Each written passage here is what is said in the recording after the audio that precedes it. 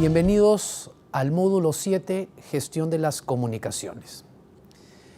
En este módulo vamos a revisar los requisitos que todo proyecto necesita o tiene con respecto a lo que son los canales, documentos y formas de información en el proyecto. Algunas reflexiones previas antes de entrar a la parte técnica de proyectos. Algunos grandes estrategas, algunos autores de proyectos relacionados a la dirección de proyectos, mencionan que los gerentes, específicamente los gerentes de proyecto, invierten entre 70 a 80% de su tiempo solamente comunicando. Comunicando verticalmente hacia posiciones superiores de la organización o superiores inferiores de la organización, o comunicando horizontalmente hacia pares dentro de la organización. Visto de otra manera, es una visión de 360 grados. Hay diferentes formas de comunicarnos. Hay formales e informales que dependen mucho de interlocutor, dependen mucho de la situación, dependen mucho de los requisitos de la comunicación en sí.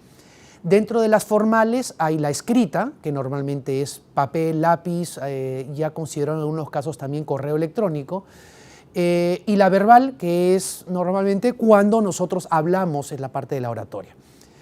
Interesante porque si vemos el cuadro, existe formal e informal, y dentro de formal existe un componente, puede ser formal verbal o puede ser formal escrita o formal verbal, y dentro de la parte informal se cruza de la misma manera. 2 para el caso de la formal y 2 para el caso de la informal. ¿Cómo decidimos cada uno o por dónde estratégicamente utilizamos ese tipo de técnicas? Depende básicamente del interlocutor y depende básicamente del contenido de la comunicación. No es lo mismo un contrato con un proveedor que hacer una presentación a un patrocinador, que mandar un correo electrónico por el cumpleaños al equipo del proyecto, que hacer una reunión de fin de fase, o comunicar una acta de conformidad o hacer un acta o un project chart de inicio de proyecto. Dependiendo de la situación, dependiendo de la comunicación y dependiendo del interesado, mi interlocutor, es que yo determino cuál de estos 4 estilos o estos 4 métodos de comunicación utilizo yo. Interesante porque en este esquema de comunicación aparecen 2 personas.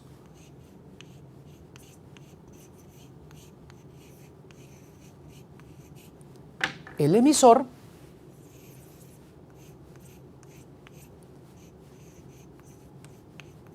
y el receptor. ¿Ok? En la cual, en el medio, surge la comunicación, lo que a veces llamamos mensaje. Formal, informal, escrito o oral. Interesante porque acuérdense que cuando hablamos de comunicación no todo es palabras. Los grandes comunicadores mencionan que están las palabras en sí, está la paralingüística, están los tonos de voz y están las formas en las cuales nosotros expresamos la información. Por eso que hay algunos gerentes que les recomiendan al momento de hacer, al momento que se ven en la necesidad de hacer presentaciones, seguir algunos talleres o algunas técnicas para esto de alguna manera mejorarlo. ¿Ok? Pensemos que 50% de la responsabilidad de este mensaje llegue correctamente del emisor al receptor recae en el mismo emisor. ¿Ok? Por eso que dice que el emisor tiene que hacer una posición activa, tiene que asegurarse en todo momento que el mensaje llegue correctamente desde el emisor hasta el receptor. Pero existe también un 50% de responsabilidad del receptor, en el sentido de que el receptor también debería de hacer algún tipo de esfuerzo para asegurar de que el mensaje que lanzó el emisor va a llegar de manera correcta. Acá puede haber temas de retroalimentación, preguntar, consultar, no entiendo, no ha llegado, no me ha llegado el correo, podría reparafrasear. Porque lo que a veces ocurre y que nos lleva a problemas es que acá en el medio, y lo voy a pintar de esta manera, existe lo que le llamamos los ruidos, que es cualquier agente, componente o barrera que origina que el mensaje que salió del emisor no va a llegar correctamente al receptor. Algunos le llaman ruidos, algunos le llaman barreras, algunos le llaman bloqueadores. Ejemplos: diferencias de idioma, diferencias culturales, la distancia, la tecnología disponible, una mala interpretación en el contenido del mensaje, por ejemplo, tipo correo electrónico o mensajería instantánea. ¿Ok? En este módulo de comunicaciones solo tenemos dos pasos o dos tareas. Uno, lo que es definir los canales de comunicación. Esto es un canal de comunicación.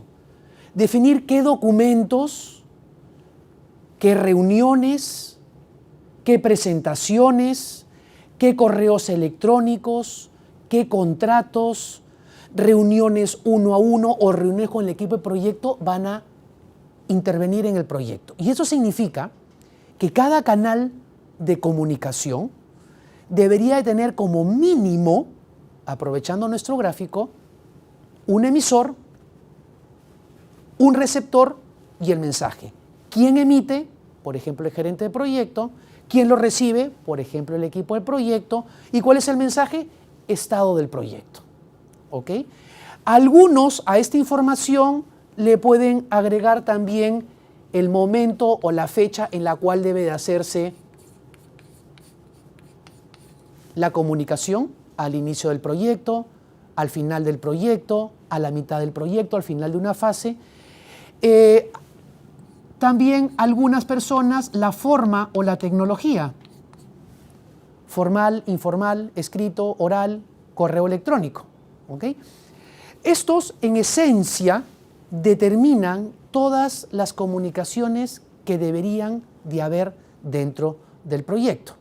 Un ejemplo es el que tenemos en estos momentos en la presentación, en la cual, si ustedes analizan esta matriz, cada fila resulta en un canal de comunicación diferente. Y cada canal de comunicación diferente contiene estos atributos o estas características: el emisor, quien lo envía; el receptor, quien lo recibe; el mensaje, ¿ok? Y agregan información adicional sobre cuándo, cómo y de repente si hay alguna tecnología tipo correo electrónico, equipos virtuales, tecnología con respecto a cada una de las comunicaciones del proyecto. La reflexión en este punto es que no hay una ciencia exacta que nos obligue o que nos garantice formas que se puedan aplicar de una manera uniforme a todos los proyectos.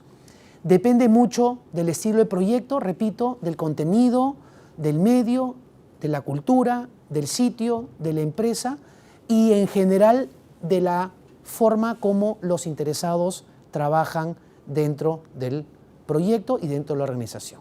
¿Ok? Hablar de tecnología de las comunicaciones, yo creo que acá lentamente podemos pensar en el infinito. Tenemos equipos virtuales, tenemos planes de celulares cada vez más avanzados, tenemos equipos audiovisuales mucho mejores. Hoy en día estamos llevando una clase a través de una tecnología audiovisual que nos permite llevar a más personas conocimientos con gestión de proyectos. Hoy en día uno puede tener un celular y puede estar hablando con una persona al otro lado del planeta, y no solo voz, sino voz, datos, video, etc. Entonces, creo que hoy día tecnologías no es una limitante para tener buenas comunicaciones dentro de los proyectos. ¿Ok? Ese fue el paso 1. ¿Ok? El paso 1 fue definir cuáles van a ser mis canales de comunicación, cuáles van a ser los documentos y las personas que intervienen. Y el segundo es realmente en la ejecución del proyecto asegurarnos que estos canales de comunicación se cumplan. Planos, formatos, solicitudes, documentos propios del proyecto, actas de conformidades, actas de reuniones, etcétera, deberían de cumplirse a lo largo de todo el proyecto. Documentos importantes dentro de lo que deberíamos tener como uno de los tantos canales de comunicación del proyecto, los informes de desempeño del proyecto.